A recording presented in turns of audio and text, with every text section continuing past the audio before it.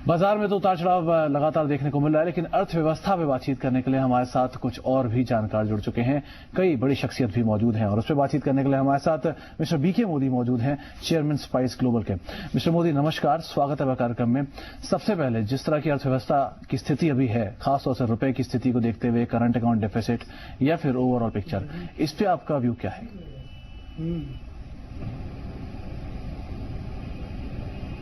हुई थी और उस समय द गवर्नमेंट ने नई पॉलिसी लगाई थी, एनआरआईज को इनवाइट किया था टू इन्वेस्ट इन इंडिया। उससे काफी फर्क पड़ा था। और ईयर 2000 में जब न्यू मिलेनियम आया तो India was trying to grow very fast. उस समय ओसीआई स्कीम लाए गए थे, ओवरसीज सिटीजन ऑफ इंडिया की, जिसमें उनको भी ये कहा गया था कि आप जो है you will be treated like citizens of India apart from voting rights, because that will have created, उससे ये था कि लोग कैसे वोट करेंगे। तो अब जो ओसीआईज हैं, जो कि जिनकी खुद की वेल्थ मोर देन $1 ट्रिलियन है वर्ल्ड वाइड, उनको यहाँ पे इन्वेस्ट करने में they are treated like a foreigners. तो यदि आप एनआरआई और ओसीआई को फॉरेनर जैसे ट्रीट कर रहे हैं, तो वो पर्पस जो था कि भाई उनको हम इंडियन सिटीजन बनाएंगे और उनका पैसा भारत में लाएंगे और उससे जो डिमांड सप्लाई है डॉलर की वो ठीक की जा सकती है। तो ये जो रिस्ट्रिक्शन लगाई गई है, मेरे ख्याल से ये समय के अनुसार गलत है। इसको ठीक करना चाहिए, जिससे कि कम से कम $100 बिलियन नेक्स्ट 3 इयर्स में आ सकता है, यदि हम ओसीआईज को फ्री करें to bring money in all the sectors as citizen of India. तो मिस्टर मोदी, वैसे काफी ज्यादा प्लानिंग है यहाँ पर स्पाइस ग्रुप की, और खासतौर से भारत को फोकस में रखते हुए यहाँ पर प्लानिंग की गई है। तो क्या आपका अभी भी कहना है कि जो अर्थव्यवस्था है, जिस कगार पे इस समय हम खड़े हैं, और वैसे ही आपने देख लिया होगा कि यहाँ पर काफी ज्यादा इस समय दिखते हैं इकोनॉमिक फ्रंट पे, अभी भी आपकी वो योजनाएं बरकरार हैं, काफी सेक्टर्स में निवेश करते चले जा रहे हैं, उनके ऊपर आपका क्या कहना है? देखिए, हमारी योजना ये है कि मैं 14 साल बाद भारत आ रहा हूं। I am now overseas citizen of India. I am a Singapore passport holder. और हमने फोकस किया है 4 मेजर एरियाज में, जो कि चेंजिंग एरियाज हैं, जहां की इंटरनेट टेक्नोलॉजी और स्मार्ट टेक्नोलॉजी आ रही है। तो हमारा जो निवेश है उन चारों एरिया में बरकरार है और हमने ये प्लान किया है कि हम मेजर इन्वेस्टमेंट करेंगे, परंतु हम अभी उन्हीं एरिया में कर पा रहे हैं इन्वेस्टमेंट जो कि 100% फॉरेन इन्वेस्टमेंट अलाउड है, जैसे कि इंटरटेनमेंट फील्ड है, जैसे कि हेल्थ केयर फील्ड है और अदर फील्ड्स हैं। परंतु जो ऐसे एरिया जहां रिस्ट्रिक्शन है, आप इन्वेस्ट नहीं कर सकते, वहां पे वी आर फाइंडिंग कि हमारा इन्वेस्टमेंट उससे रुक रहा है। यदि हमें उसमें भी अलाउड होगा तो हम लोग ज्यादा इन्वेस्ट कर पाएंगे। जी मिस्टर मोदी, मौजूदा सिनेरियो को अगर देखें, खास तौर से इंटरेस्ट रेट को लेकर भी, या फिर जो रुपए की सिचुएशन है उसको लेकर भी, या फिर गवर्नमेंट की पॉलिसीज को लेकर भी, कितना कंड्यूसिव मानते हैं आप इस माहौल को निवेश करने के लिए? देखिए, ऐसा है कि इस समय ये क्लियर है कि जो भी चीज पार्लियामेंट के थ्रू जानी है वो तो हो नहीं सकती है, बट जो चीजें ब्यूरोक्रेटिक प्रोसेस से या कैबिनेट के थ्रू हो सकती हैं, उसमें गवर्नमेंट के हाथ खुले हैं। They have a full authority, they can make changes. और मुझे लगता है कि गवर्नमेंट की इच्छा है चेंज करने की, परंतु उनको उस एरिया में चेंज देखना पड़ेगा जो कि पार्लियामेंट के बिना किए जा सकते हैं। तो ऐसे बहुत से एरिया हैं जिसमें कि यदि आप इंटरनेशनली जो भारत के लोग बाहर हैं उनको इंगेज करें, तो मेरे ख्याल से ये जो स्थिति नेगेटिव हो रही है, इसकी एक फीलिंग आ रही है कि भाई हमारे यहाँ डॉलर बढ़ता जा रहा है और जो बाहर से निवेश आएगा उसमें भी कमी आ रही है, बिकॉज लोगों को इंडियन गवर्नमेंट में फेथ नहीं है, भारत में फेथ नहीं है। परंतु जो भारतीय हैं, जो इंडियंस हैं, उनको तो अपनी कंट्री में फेथ है ही। उनका फेथ कोई हिला नहीं है इस मार्केट सिचुएशन से, बिकॉज वो तो लॉन्ग टर्म लोग हैं। तो जो लोग भारत से बाहर गए उनका तो फेथ भारत में रहेगा ही। उनको खाली आपको रास्ते खोलने हैं जिससे कि वो इन्वेस्टमेंट कर सके। जो भारतीय लोग नहीं है उनका इन्वेस्टमेंट लाने में जरूर प्रॉब्लम हो सकती है। और यदि आप चाइना को देखेंगे तो चाइना में जितना फॉरेन डायरेक्ट इन्वेस्टमेंट है, उसमें अबाउट 45% जो इन्वेस्टमेंट होता है वो चाइनीज जो बाहर से चाइना में इन्वेस्ट कर रहे हैं। तो चाइना तो एक कम्युनिस्ट कंट्री थी, तो वहां तो जितना भी प्राइवेट सेक्टर बना है वो जो चाइनीज बाहर रहते थे उन्हीं के कारण बना है। और इसलिए उन्होंने वन चाइना पॉलिसी करके बहुत बड़ा इन्वेस्टमेंट चाइना में, फॉरेन डायरेक्ट इन्वेस्टमेंट चाइनीज का आ रहा है। भारत में स्कीम लागू करी थी, परंतु वो हाफ हार्टेड रही वो ब्यूरोक्रेटिक प्रोसेस में फंस गई। और यदि हम पैसा ज्यादा बाहर से लाएंगे तो ये तो सप्लाई डिमांड का खेल है, जितना आप डॉलर ज्यादा लाएंगे उतना मार्केट इंप्रूव करेगी। ये रिस्ट्रिक्शन लगाने से कि आप इंपोर्ट रिस्ट्रिक्शन लगाएं, लाइसेंस वापस लाएं, ये तो फिर से हम वापस उस जगह जा रहे हैं जहां पे कि स्मगलिंग को और गलत चीजों को बढ़ावा मिलेगा। बिल्कुल मिस्टर मोदी, और आपका भारतीय अर्थव्यवस्था पे भरोसा कायम है, उस पर आप इम्प्लीमेंटेशन भी कर रहे हैं, जो आपने अभी बताया यहाँ पर कि काफी विस्तार की योजनाएं भी हैं। पर अब जो सबसे बड़ा फैक्टर है वो रूपी, जो आप पहले ही बता चुके कि लगातार वीक होता चला जा रहा है, सबको पता है। पर बैंकिंग पे फोकस काफी ज्यादा है आपके ग्रुप का, और आप देश में काफी एग्रेसिव तरीके से आप बैंकिंग में उतरना चाहते हैं। क्या देख रहे हैं आप इस सेक्टर में, क्योंकि इस समय काफी दिक्कतों से सेक्टर जूझ रहा है, आने वाले समय के लिए स्टेप्स कैसे रहेंगे? देखिए, हमारा मॉडल अलग है। हम लोग चाह रहे हैं कि स्मार्ट बैंकिंग की जाए, जिसमें कि इंटरनेट बेस्ड बैंकिंग की जाएगी, जिसमें हमने ग्लोबल स्मार्ट बैंक के नाम से हम बैंक खोलने की बात कर रहे हैं। और उसमें हमारा यही मकसद है कि जो भारत के बाहर के लोग हैं और भारत के अंदर के लोग हैं, उनको बैंकिंग के द्वारा हम जोड़ेंगे, जिससे कि छोटे छोटे गांव तक पैसा जा सके। आज की तारीख में सारे दुनिया में लोग गए हुए हैं भारत से बाहर, और वो सब चाहते हैं कि उनके गांव में, उनके शहरों में तरक्की हो, और वो सब पैसा भारत में लगाना चाहते हैं, क्योंकि भारत में अभी भी जो रिटर्न लेवल है वो वर्ल्ड में सबसे हाईएस्ट है। परंतु कॉन्फिडेंस ये नहीं है लोगों की कि भारत में काम हो सकता है, भारत का फ्यूचर क्या है। इसलिए जरूरी है कि जो भारतीय है उनका पैसा यहां लाया जाए, और उसको स्मार्ट बैंकिंग, जो कि उनको अपना पैसे को मॉनिटर करने में आसानी हो, वो एवरी मिनट एवरी डे देख सके उनका पैसा कैसे मूव कर रहा है।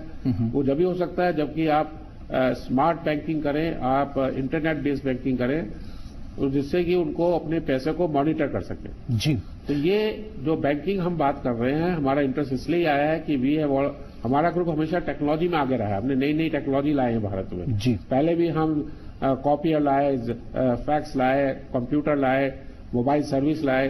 तो हम अब मोबाइल बैंकिंग लाने चाहते हैं, जिससे कि खर्चा भी कम होगा मनी ट्रांसफर का, और लोगों को अपना पैसा मॉनिटर करने में आसानी रहेगी, जिससे कि उनको भरोसा होगा कि बैंक में जो भी उनका रुपया लगा है या रुपया आगे दिया जा रहा है, वो पूरा मिनट टू मिनट मॉनिटर हो सकता है। जी मिस्टर मोदी, जैसे कि आपने कहा कि आपने तरह तरह की टेक्नोलॉजीज जो इंडिया को दी हैं, अब नया जो एक स्टेप रहेगा कंपनी की तरफ से या ग्रुप की तरफ से, वो किसकी तरफ फोकस होगा? कौन सा ऐसा सेक्टर आइडेंटिफाई किया है, या कौन सा सेक्टर आपको ऐसा लगता है कि जिसमें अभी काफी ग्रोथ की पोटेंशियल है और कंपनी या फिर ग्रुप उसके अंदर एक अच्छे एवेन्यूज देख रही है? भाई, हमने 4 सेक्टर आइडेंटिफाई करे हैं, जो कि हम देख रहे हैं कि नई टेक्नोलॉजी से ये सेक्टर आगे बढ़ेंगे।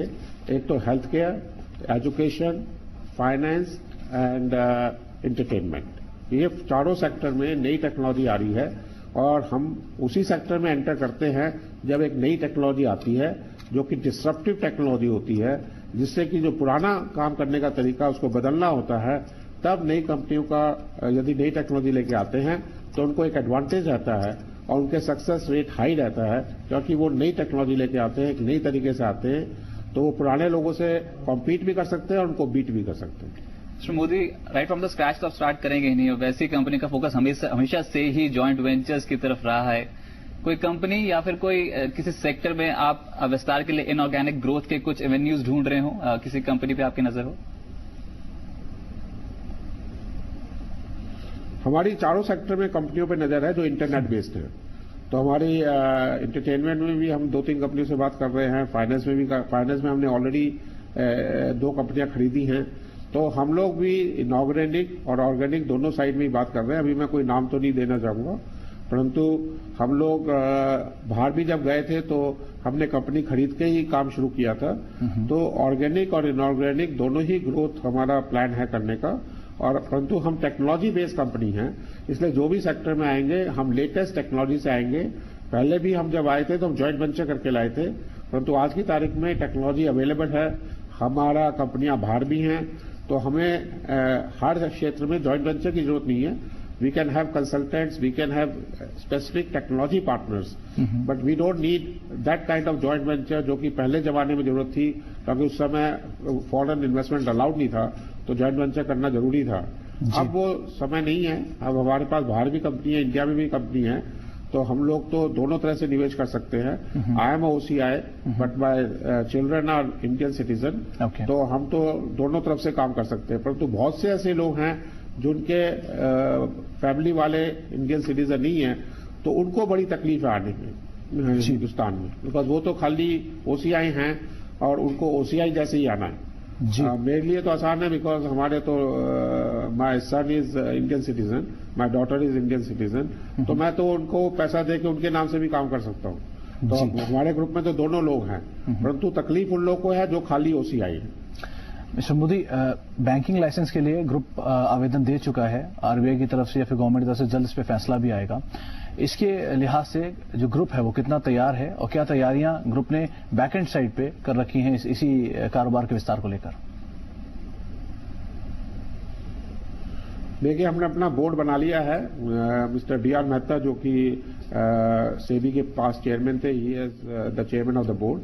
My daughter who is CFA and master in account, she is the promoter in this. और हमने प्रोफेशनल्स जो कि बैंक के सेक्टर से हैं, we have already hired them and हमने टाइप्स कर लिए हैं टेक्नोलॉजी के, और हमारा पूरा ब्लूप्रिंट बिजनेस प्लान तैयार है। एंड हमारा प्लान में 70% जो हमारी बैंकिंग होगी वो इंटरनेट बेस होगी through ATMs and money transfer through internet technology. तो हम लोग जो बिजनेस मॉडल है वो बिल्कुल अलग है और बिल्कुल इंक्लूसिव ग्रोथ का है। वी ऑलरेडी हैव हमारे सारे भारत में, क्योंकि हम लोग डिवाइस बनाते हैं स्पाइस, तो हमारे डिस्ट्रीब्यूशन चैनल है। हमारे पास डिजिटल कंपनी है which is supplying software to banks like State Bank of India. We are the largest supplier of State Bank of India में, जो कि SMS बेस्ड बैंकिंग होती है। और हम लोग का ऑलरेडी और एरियाज में मनी ट्रांसफर्स में other thing we already are there. तो हमारा ग्रुप पूरा तैयार है कि जैसे ही लाइसेंस मिलेगा हम लोग उसको इम्प्लीमेंट कर पाएंगे। मिस्टर मोदी, इस समय इकोनॉमी में काफी इश्यूज हैं और जैसे कि आपने कहा कि सरकार कुछ पॉलिसी रिफॉर्म्स, कुछ पॉलिसी फ्रंट पे कुछ इंप्लीमेंटेशन करना चाहिए ताकि विदेश से पैसा जो है वो भारतीय इकोनॉमी में आए और उसका असर भी होगा करंट अकाउंट डेफिसिट पे। आप क्या सरकार से यहां पर अपील करना चाहेंगे कि कौन से ऐसे स्टेप्स हों जो पॉलिसी रिफॉर्म्स मिले ताकि वो फायदा होता हुआ नजर आए और अर्थव्यवस्था में FDI बढ़े? मैं ये कहना चाहूंगा कि ऐसे पॉलिसी रिफॉर्म ले जिसमें कि पार्लियामेंट अप्रूवल की जरूरत ना हो, बिकॉज पार्लियामेंट के थ्रू यदि पॉलिसी रिफॉर्म करने तो वो मुश्किल है। क्योंकि आज की तारीख में पॉलिटिकल सिचुएशन ऐसी है कि इलेक्शन का माहौल है, तो पार्लियामेंट जो डिसीजन ले रही है वो डिफरेंट बेसिस पे ले रही है। ऐसे डिसीजन ले जो कि ऑलरेडी जिसका माहौल बना हुआ है। इसलिए मैं OCI की बात कर रहा हूं, जिसका कि ऑलरेडी पास हो चुका है और OCI के इशू हो चुके हैं पासपोर्ट्स टू वेरियस पीपल, और उसको OCI को यदि आप टैप करेंगे तो इमीडिएट इफेक्ट आप देखेंगे। बाकी जो पॉलिसी इश्यूज है जिसमें कि पार्लियामेंट के थ्रू जाना है, वो सब इश्यूज पेपर पे रह जाते हैं, क्योंकि पार्लियामेंट से सरकार कितने पास कर पाएगी नहीं कर पाएगी उसमें सबको डाउट है, ना कोई इसको बिलीव करता है। परंतु यदि कोई ऐसे इशू लिए जा सकते हैं जो कि कैबिनेट के थ्रू लिए जा सकते हैं या मिनिस्ट्री के थ्रू लिए जा सकते हैं, जिसमें कि पार्लियामेंट की जरूरत नहीं है, वैसे रिफॉर्म पे फोकस करना चाहिए। जी मिस्टर मोदी, बहुत बहुत शुक्रिया आपका हमारे साथ मौजूद रहने के लिए, अपना कीमती समय हमें देने के लिए, हमसे बातचीत करने के लिए, ग्रुप की विस्तार योजना या फिर अर्थव्यवस्था में बातचीत करने के लिए आपका बहुत बहुत शुक्रिया हमारे साथ मौजूद रहने के लिए। लौटते हैं मार्केट्स के